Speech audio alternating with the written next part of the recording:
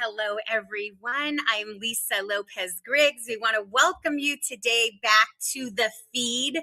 What an exciting time this has been. We're on, I believe, almost episode 29 or 30. It's been absolutely amazing. I kind of have lost count because, as you know, many of us have been working on putting a book together called Surviving Setup. It's been part of our Surviving Setup series that we've been doing, and just so grateful for Michael Hall, the producer of the feed. This is really his brainchild in connection with the Faces of Epilepsy, a community that was created as a safe space for epileptics to come share their stories and not feel alone in a journey that can be very, very isolating for so many reasons. As you know, there's over 50 million people worldwide that live with epilepsy, but yet there is still a huge stigma and shame that is attached to that. So a lot of people don't talk about it. 1 in 26 in our nation will be diagnosed with epilepsy. 1 in 10 will have a seizure some point in their lifetime, but yet not be diagnosed with epilepsy.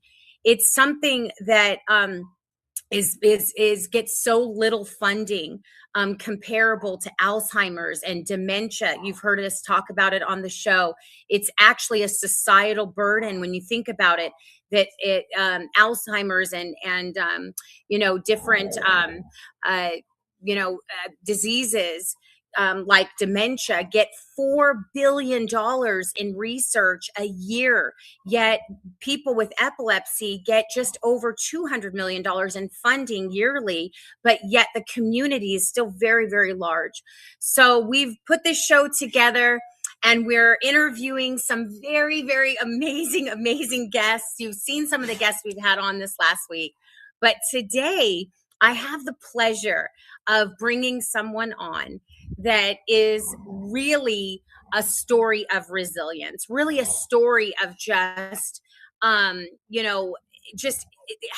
to not have your identity so caught up in the stigma of having seizures, but yet not letting that part of your life like own you. And so I'm just so excited because he's doing so many great things with advocacy and retreats. And this man has had brain surgery literally to put an end to his seizures. And I just feel like this conversation today is going to be one that you can see yourself in. So make sure that you grab your mocha or your tea or your hot beverage to join us today as I have this amazing conversation with Michael Craig, all the way from Huntington Beach.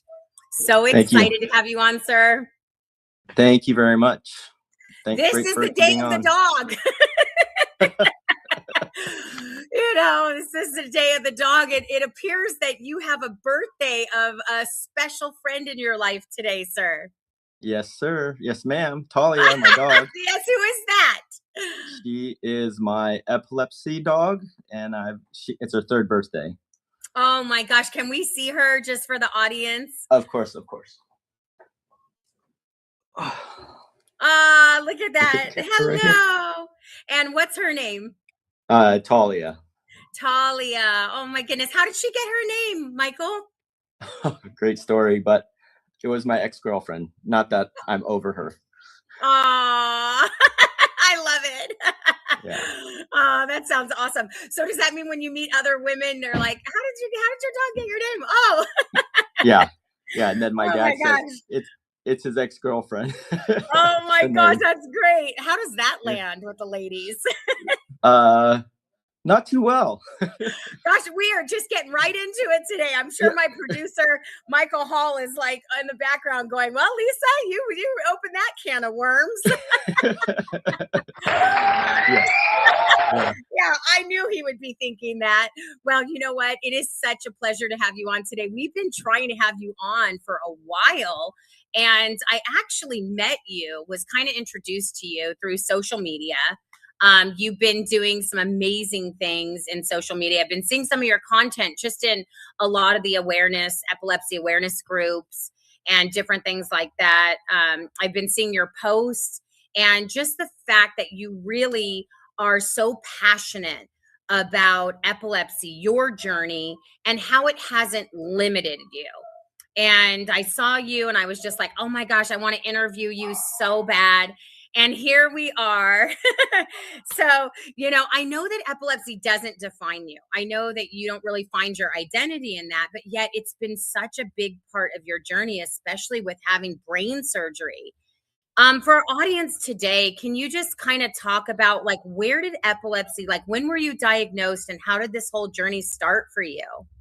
Oh, good question. So it began through the umbilical cord at birth, and Mm, I was misdiagnosed for night terrors at a very young age. I was my parents were concerned that I was kicking and screaming and all during the night, mm. and the doctor had said that I would eventually outgrow them. So it began at birth, and I knew that I was just not normal at that point. So it's been a long time. Okay. And so when you were originally diagnosed, you said you were misdiagnosed though?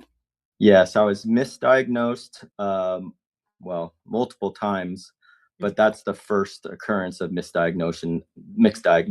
And then the second was I was misdiagnosed for schizophrenia about 6 to 7 years ago, and I was Mm-hmm. given some really harsh drugs Yeah.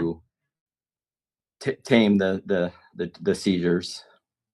Yeah, there's sometimes a correlation. My son, they had not diagnosed him with schizophrenia, but they had diagnosed him with bipolar, and they Hmm. wanted to put him on medications. And by that point, he was only 16, but he was just like, "Mom, I just don't want to be on any more medications." He was on so many medications, and that was kind of our day to day life of just kind of dealing with epilepsy. What was Hmm. your day to day life like? With regard to having epilepsy for so long and all the misdiagnoses. I mean, how did that make you feel when you knew this is not who I am? Because obviously that played a huge part in your identity. Uh, there's a lot of different things that I was feeling. Um, First would be I was very, very, very frustrated and angry, and I had a lot of shame, a lot of guilt, and it was definitely I knew it was not my internal being of who I was. Yeah. What do you think that was that made you know that's not who I am? Is it something intrinsic within you that, you know, was it like a calling, a feeling? What So was it? Was it something that's outside of yourself? that's a very, very good question. I didn't think about that, but thinking about it now, uh, I think it was God saying, "This is not who you are." Uh, and I had signs of going back and forth, like, you know, I'm a very loving person and that kind of thing. But there was also signs of just complete devil coming out. Like I was just very angry, Mhm, and mhm, I was hitting my head against the walls at a very young age. mm, So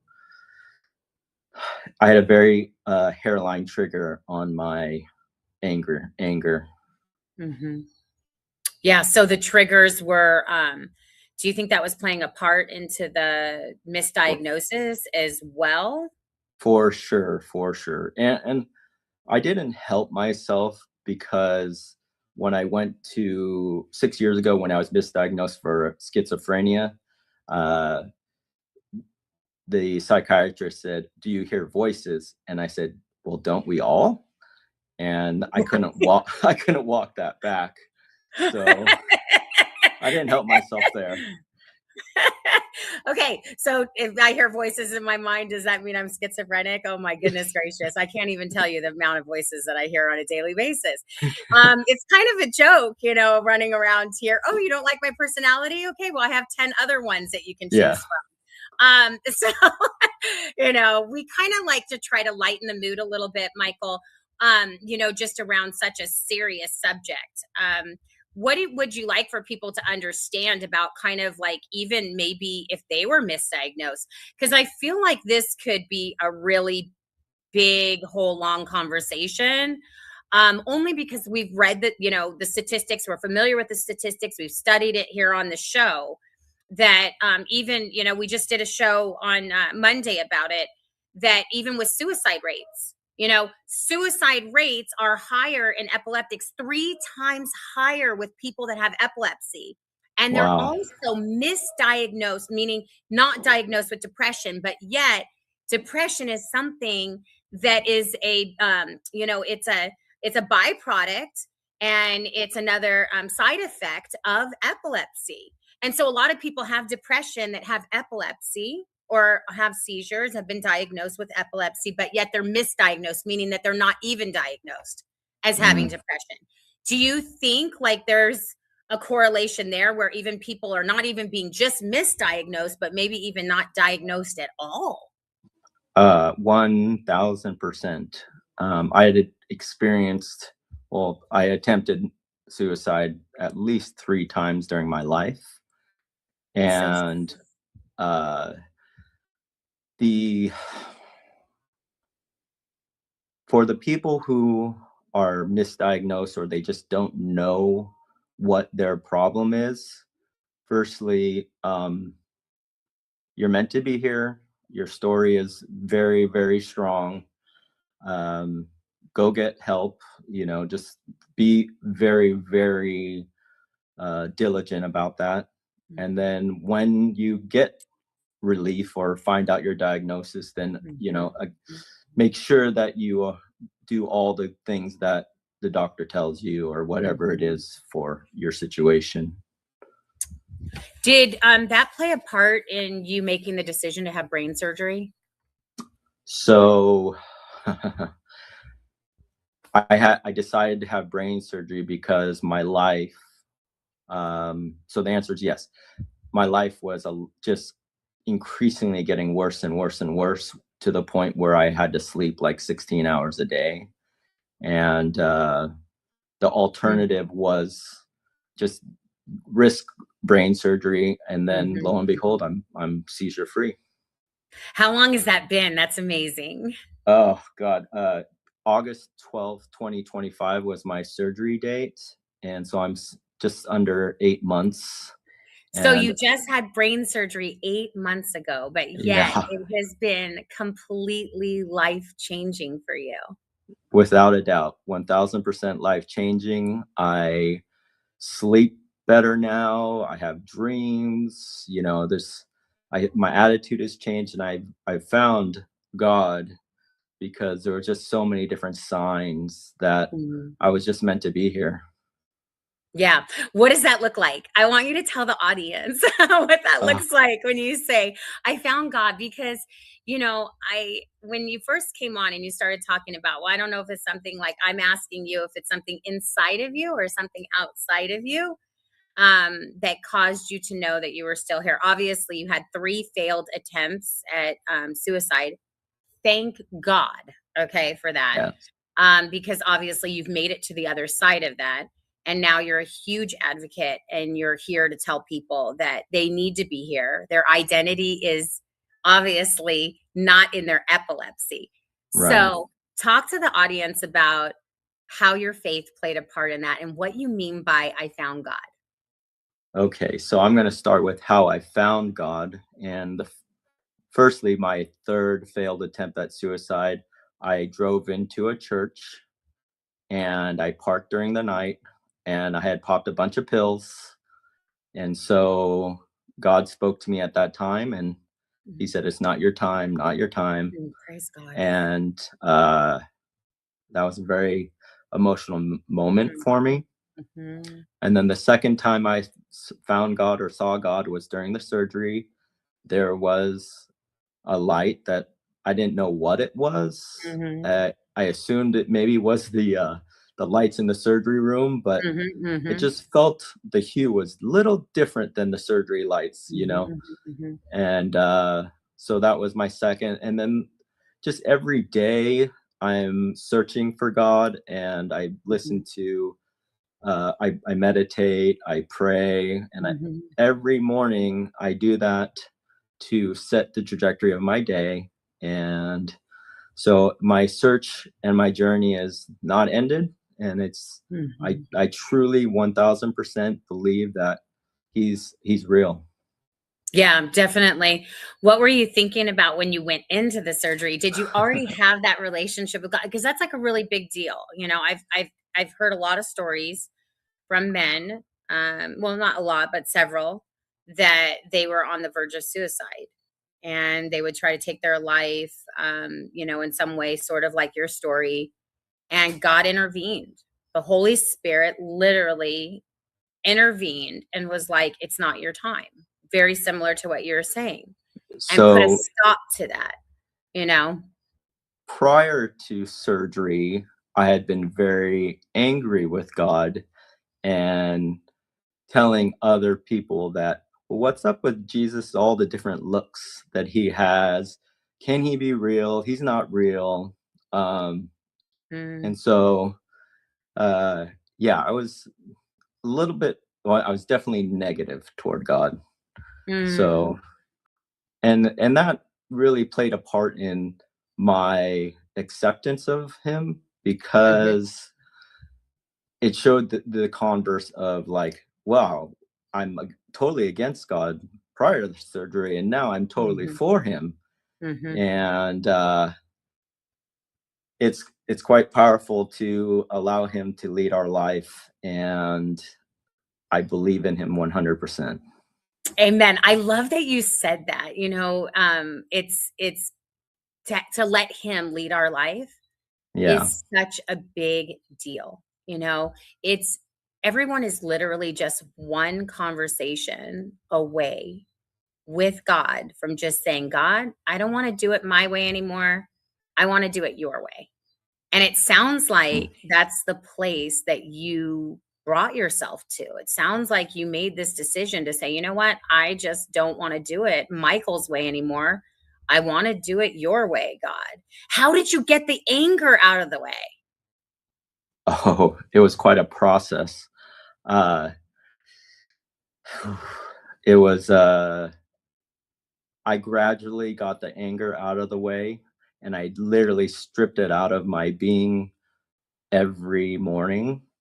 And Mhm, I constantly have to remind myself that mhm. it's God's way, not my way, and Yep. what will be will be.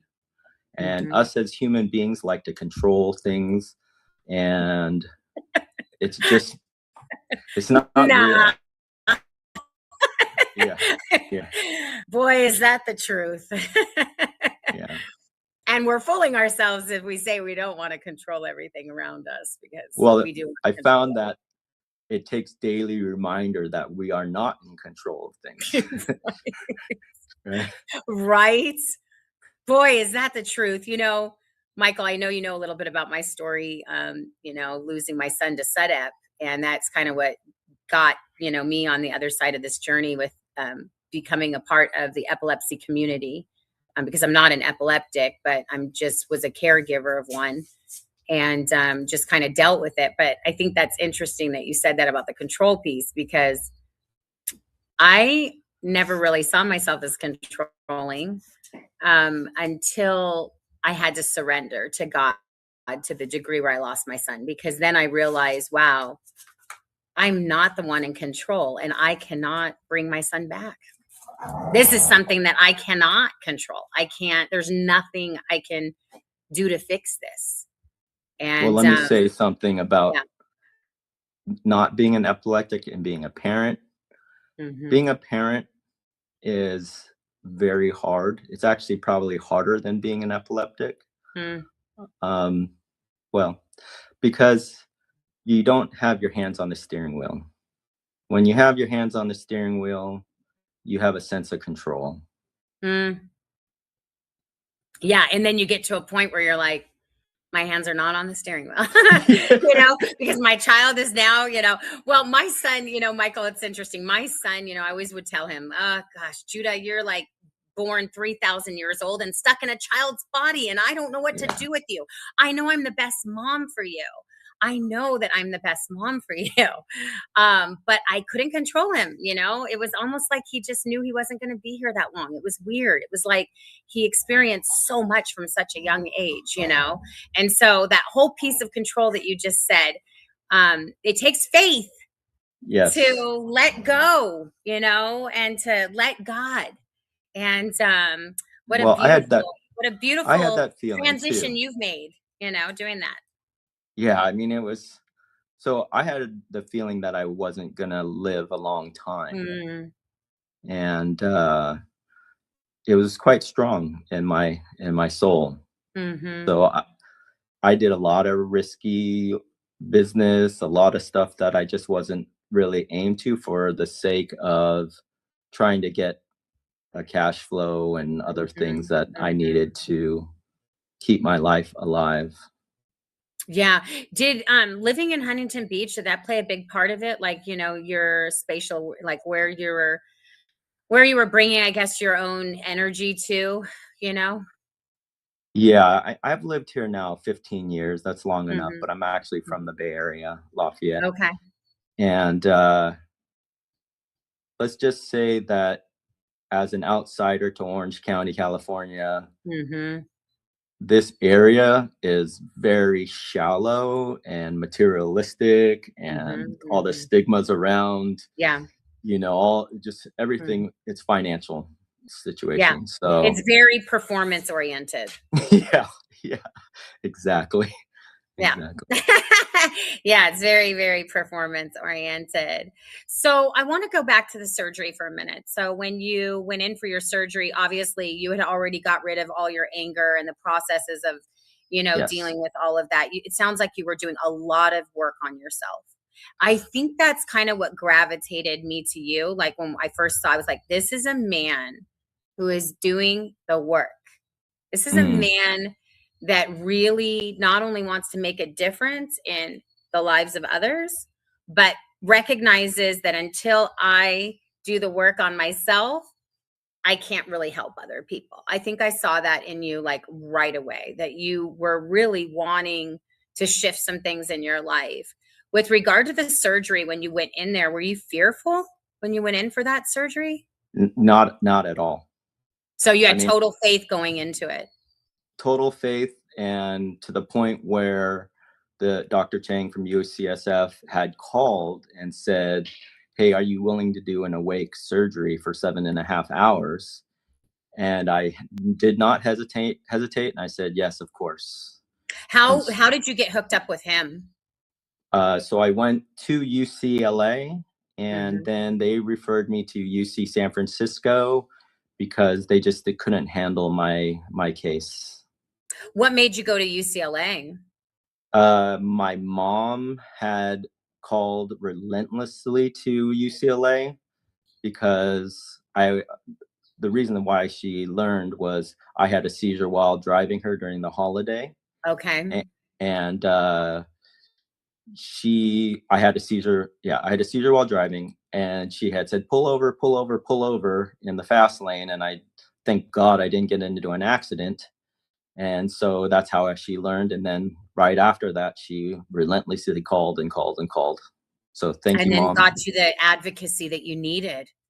Yes. And Yeah. even between UCLA to UCSF, I had just thought, man, maybe I'm just meant to live with epilepsy and seizures. Mhm. So I had a doubt whether they would find it because my case was very rare because this tumor was so deep in my brain that Mhm. they had a hard time locating the location for the seizures that's triggering in the seizure.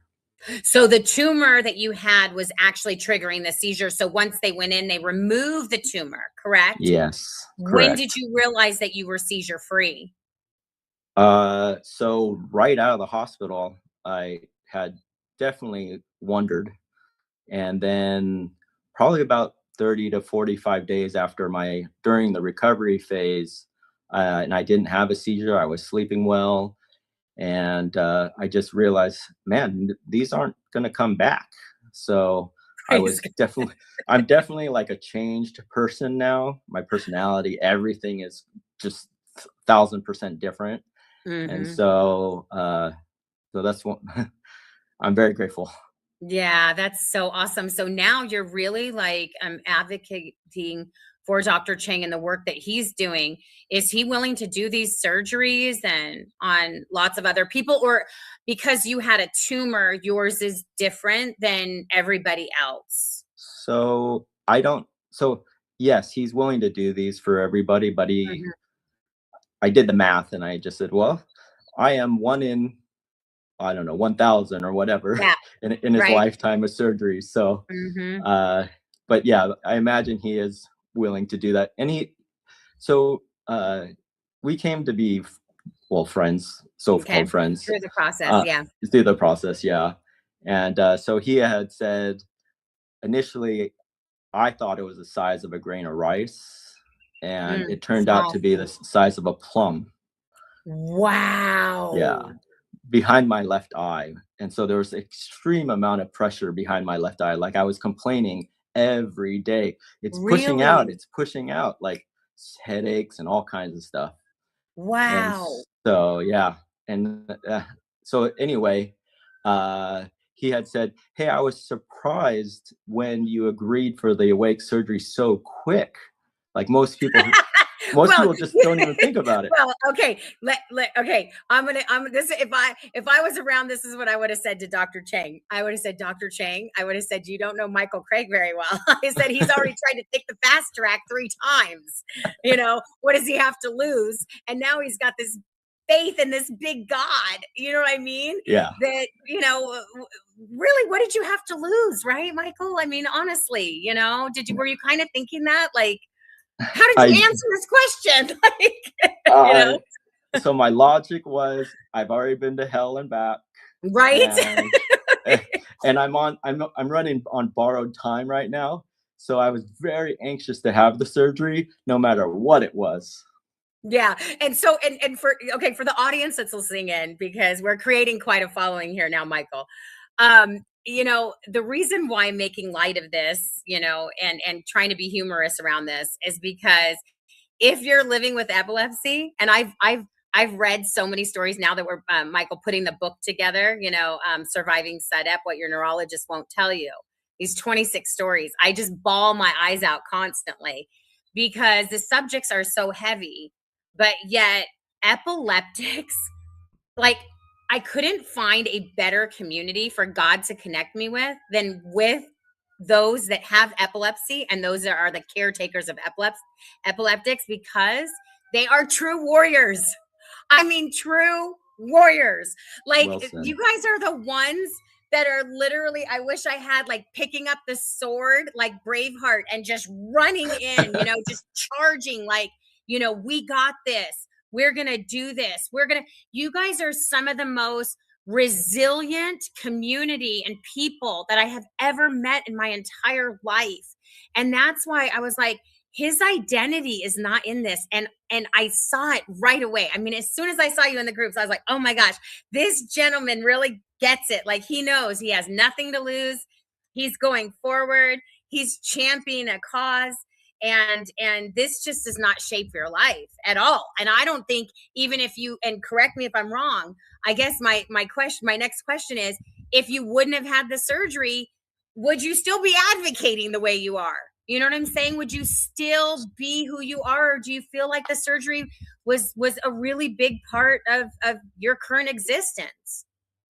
So the answer to the question is no. No, no, no. I definitely give a lot of credit to epilepsy.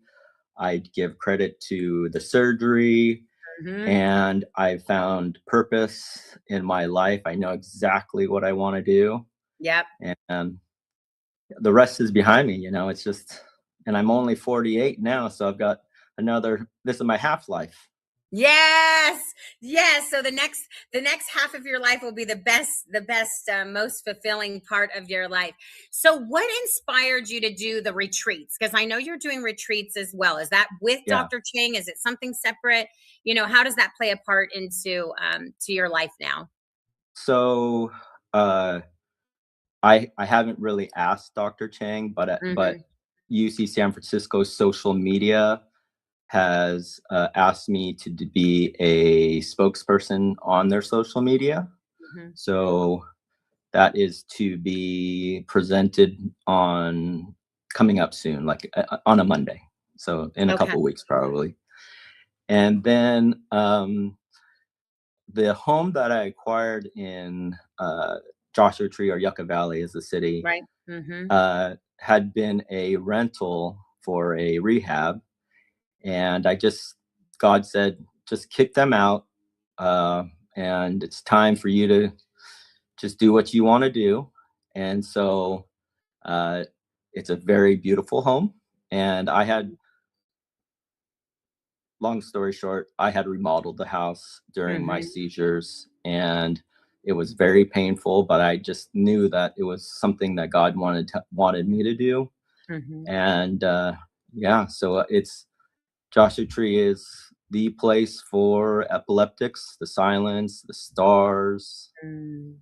Integratron, the sound bowls. So there's Yes. just so much that is near and dear to my heart, and supporting epileptics there. Yeah, I've done all of that and been to the sound bowls there. It's very, very amazing. Yeah. What's it called? The Integron, In, right? Integratron. Yeah, Integratron. It's very, very amazing. Yeah. And I have a girlfriend that actually has a retreat center out there. And this is it sounds like a real labor of love for you to do these retreats. Have you had one yet, or you're just getting ready to start doing them? So the answer is no. I haven't had one yet, but I'll have one soon, Hmm. and they'll happen like every month. Okay. And the curriculum is Integratron, Joshua Tree National Park, Pioneer Town, and then also community, all those different things that epileptics and other people thrive, that Hmm. they're not alone, it's just Yeah. something So, really what kind cool. of people are you looking for to connect with that would really benefit from being at those retreats? If they're listening today, or they know someone, a friend, or a sibling, a family member, what kind of people can come to those retreats, and can they get in touch with you somewhere? Yeah, so firstly, epileptics is probably my primary Mhm. goal, and then also family and friends. So it's something that the friends are the support. My family is my support system, and I know that. So I have a house that is very conducive to epileptics. The lights, the stars, the whole environment there. And what we would do is we would visit Integratron, which is the Sound Mhm. Bowls, Joshua Tree National Park, and Pioneer Town. And Yeah. then our daily events would be community, uh, you're not alone, uh, just all these really, really positive things. And the clientele or patients would walk away with hope, is what I'm trying to give away, is hope. That's so And awesome. yeah, Yeah, so really so beautiful. yeah, I'm really excited for the first one. I know it's going to be a shit show probably, but um, yeah, it's work in progress. Yeah. Well, you know what? I feel your heart, to want to do this for the community, and just it's so awesome. Uh, I feel your heart. I was saying, Michael, just, your desire to really see this go forward for the community. And it's just so beautiful. What a labor of love that is. What made you decide to do that? Like, I mean, I know you were like, well, God said kick this one out and but like, what was it that made you just all of a sudden be like, I'm gonna turn this place into a retreat? Wow, that's a really good question. So there was a very few things that kind of led me to this journey of hosting retreats. And the first one was I had the property, and the second was my experiences remodeling the property, where I was having seizures in between, just made an impact on why my story would be there. And then the Yeah. third one was, it's a beautiful property. It's got a pool, got a hot tub, all these things that are just amazing for that area. And it's just very peaceful. Yeah, it's so awesome. I love it out there. I've been to all those places that you mentioned, and it is truly a place of healing. And wow, what an incredible thing that you're going to be doing out there. So, how do people get in touch with you if they want to get and be a part of that? Do you have a list going somewhere? I know So you know. I have a website that is my personal website. It's www.michaelcraig.co, michaelcraig.co. And yeah, so there's links in there. There's donation in there. Yeah, so that's how you get a hold of me, is w.michaelcraig.co. Okay. And are you willing to open that up for other nonprofit organizations as well? Like if they want to host retreats there, Sure. like say Faces of Epilepsy wanted to do something there, for women or men, as Michael was talking about, Michael Hall was talking about. Are you open to allowing other organizations to come in as well? Yes.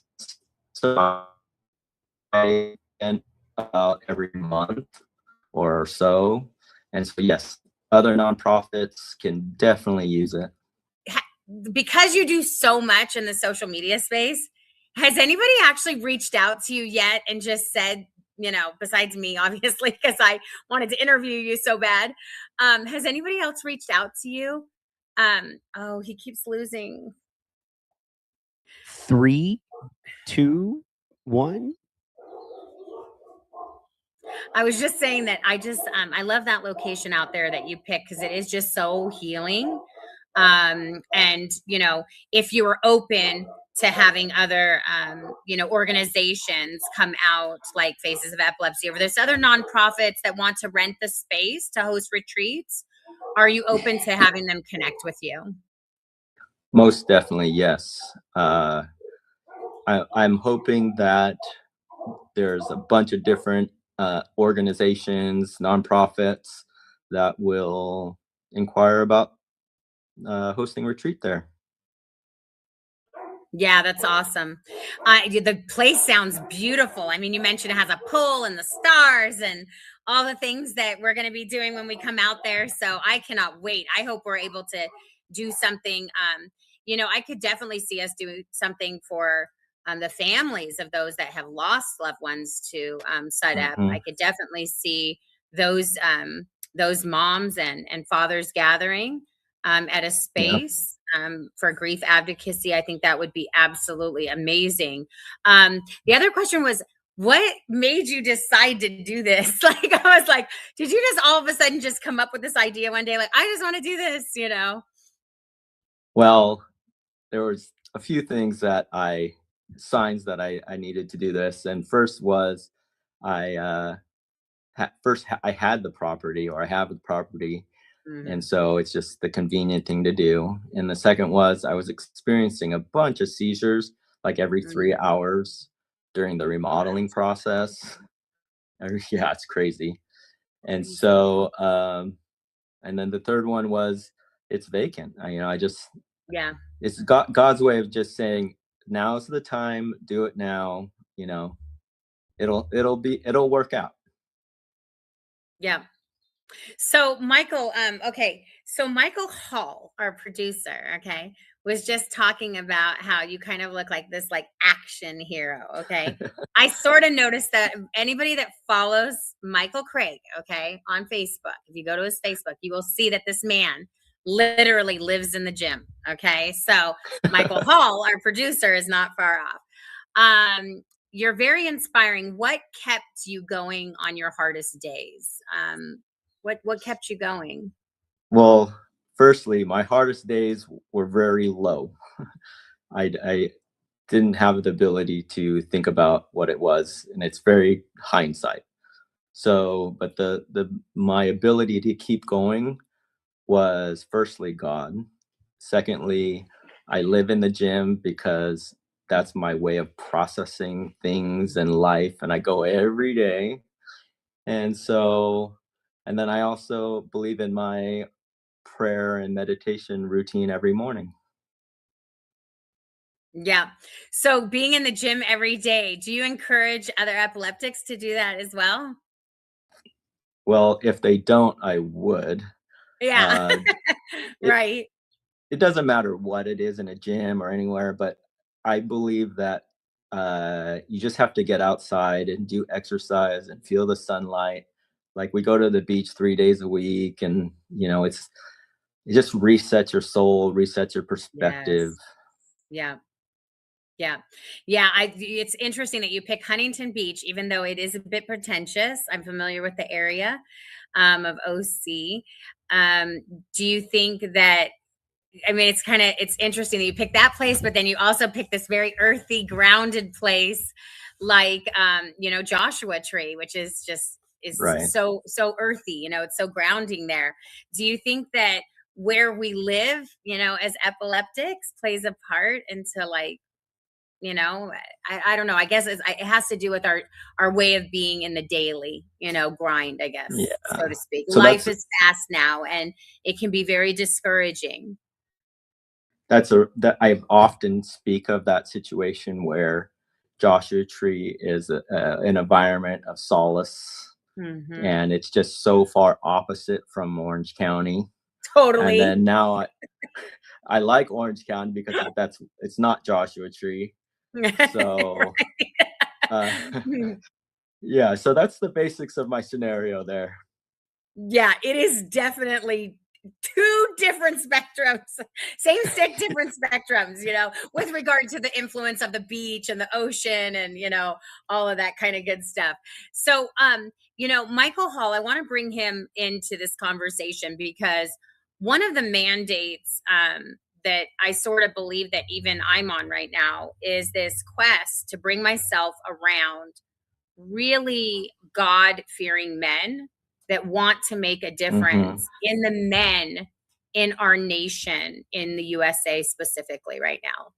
And I know that earlier we were talking about suicide rates, suicide with men, the suicide rates with epilepsy. It can sometimes be a very heavy subject, but I feel like it's so needed in this hour right now.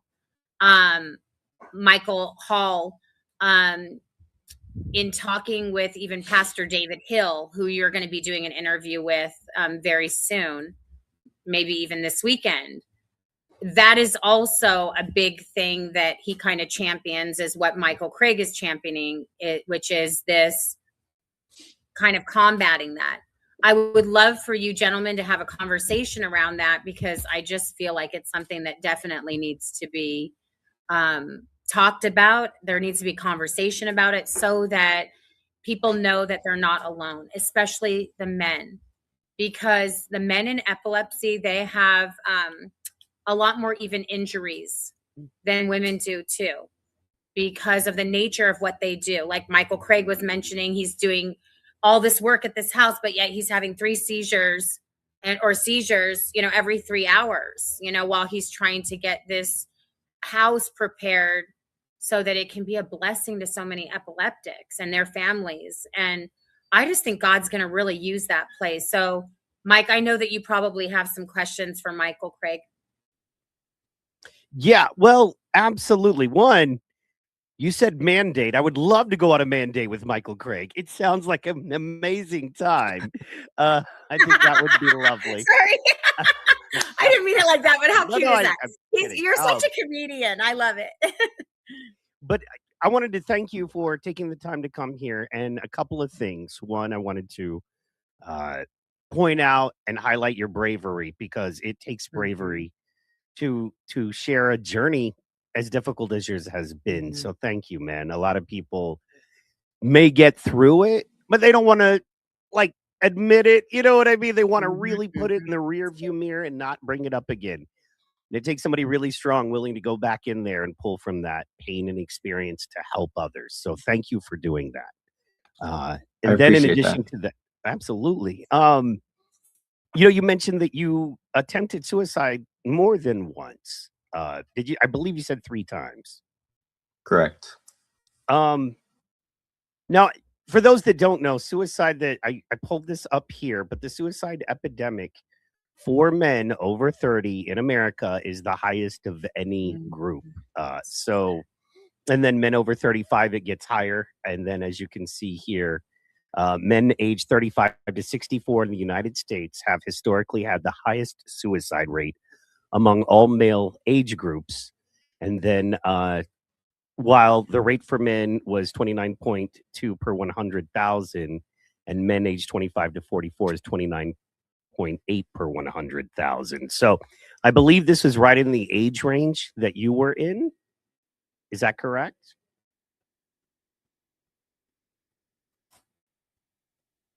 Did I lose you on sound there? Oh. So, Michael, I believe you said that you had attempted suicide 3 times in your life. And as you know, there's an epidemic of men over 35, and it's 4 times higher than the rate of females. And the older you get, the higher that rate goes. I was going to ask you,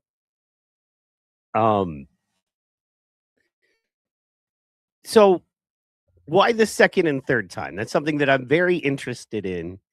And I would like to know, you know, when it happened the first time, and clearly it was a failed attempt because you're still here. You know, Right. did you feel like you had gotten the therapy or the work done that you had needed to not deal with it again? Or was it one of those, "Oh, that it failed, but life goes on, so I'm jumping back on the treadmill, but I never fixed those problems internally"? Like, can you share a little bit about Yeah. what you feel didn't work the first and second time? So the first time I was in my early 20s, and the same thing, I had pop pills, went on vacation, kind of what it was. And the second and third time, I was in my 40s, so a lot of time had passed, and I was just feeling like, why would I be here if I'm just in there's no benefit to that in the world and all that stuff. And so I think the emotions, just I was just so overwhelmed with not sleeping for like 12 days, because I don't the seizures just basically interrupted my REM sleep, and I was just really, really exhausted. And lack of sleep definitely can put so much stress on you, and then it is literally my number one seizure trigger. So I think that is something that all epileptics and folks who suffer from seizures should keep in mind, is that when you're feeling very mentally heavy burdened and emotionally heavy burden, are you resting? And I was going to ask you another thing in Yes. dealing with epileptics. Have you found, like, to me, what I've found is that we overlook the basics so much. And the problem is it's not Yes. sensational. It's not new cure potentially. It's simply drink your water, get Yeah. your sleep, Yeah. get your steps in, make sure you're eating a protein and vegetable rich diet versus processed Yeah. foods, carbs, and sugars, and just start there. Start doing those basic things. And I think you'll find that whatever medicine you're on, whatever program you and your doctor may be working on, whatever you're doing, it's helping you. It's giving you as much benefit, getting you as ready as possible to play the game of fighting the seizures and working with the epilepsy. So, would you be willing to share with us a little bit about your experience going to the gym every day and kind of trying, focusing in and living that healthy lifestyle? Yeah. So firstly, I'm like they attack me in the middle of the night when I'm falling dead asleep. So, and then the second thing is, I prioritize in my day meditation, diet, and exercise. I mean, prior to all the other things, I got to do that in the very beginning of my day or in the middle of my day, and I make it a daily priority. And it just seems to just really set my day in a good manner. But the exercise portion is crucial to my day, in that it feels good. It's just a dopamine rush. That means you've been doing it for a while, because people out of shape do not feel that way when they go to the gym. Not initially, we don't. Yeah, not initially, but over many years or months, whatever, you'll find joy in it. Absolutely. Absolutely. And I just wanted to thank you. I know you have a wonderful space. I look forward to trying to attend sometime. So if nothing else, I'd like to come out Fantastic. and cover it for the feed. We can, just show Yeah, folks what you're working with sure. out there. Yeah, Oh, that would you're be so definitely going to be awesome. invited. Yeah, that would be Absolutely. awesome. And that's about all I had. I just want men to know out there that there are people like you. And Mhm. one other thing I wanted to touch on for epileptic men out there. I personally know a few of them. I work with them. They're very good friends and great men, but Mhm. you're a successful man. You have a Mhm. successful career. You have consistency, that kind of thing. And I wanted to ask you if you'd be willing to just share a little bit about, your daily life and how you found success and managing epilepsy with a career, and consistency and that. 'Cause there are so many men with epilepsy who would kill to be where you're at. So, can you hear us? You cannot hear us, can you? I don't think Michael can hear us. So, my career is in mortgage, and I'm very grateful for that because I control my time and I don't really need a lot of that time to work. It's all forward facing, and the commissions are big. But yeah, I'm very successful, and it's to be designed basically.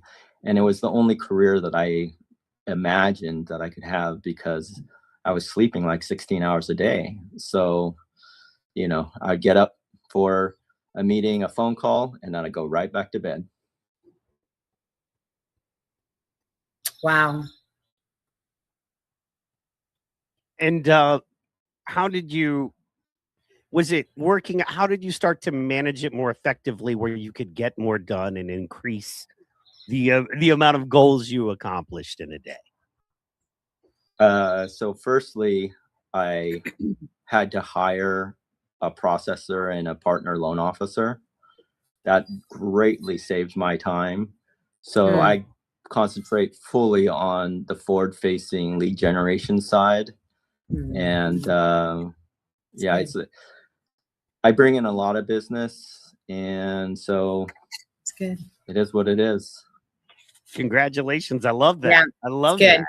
Congratulations. Yeah. Hey, let me Thank borrow you. like $50 till payday. What do you say, Michael? I'm kidding. I'm kidding. Sure. Aw. How do I get it to you? Aw. Cash App, PayPal, Venmo, buy me a coffee. You can subscribe to Aw. our channel, become a monthly subscriber, whatever you Mhm. want. We got you. Anyway, however you want to give us money, we're going to make it easy. Uh, kidding. But Awesome. I'll head out. I just wanted to Awesome. say thank you I'll so do that much. for sure. Yeah. I'm kidding. Aw. I'm kidding. We're kidding.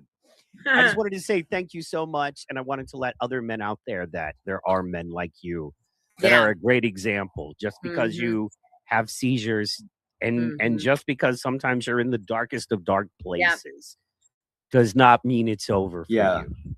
Does not mean you are done. So Yeah. for those men out there, feel free to reach out to me. And Mm. I believe that if I could help one, I've done my job. Absolutely. Thank you. You've already helped me today, and I'm sure you have helped way more than one. Yeah. I'm quite sure there is a large number of folks Yeah. that you're helping just Yeah. by living your life every day. Yeah. Your life is your testimony, Mhm. right? And you show us if Mhm. we do not give up and we stay, we stay in some sort of grounding of faith, that we're going to Yeah. be all right. So thank you for that. Thank you, Michael. You're welcome, Yeah. and thank you guys.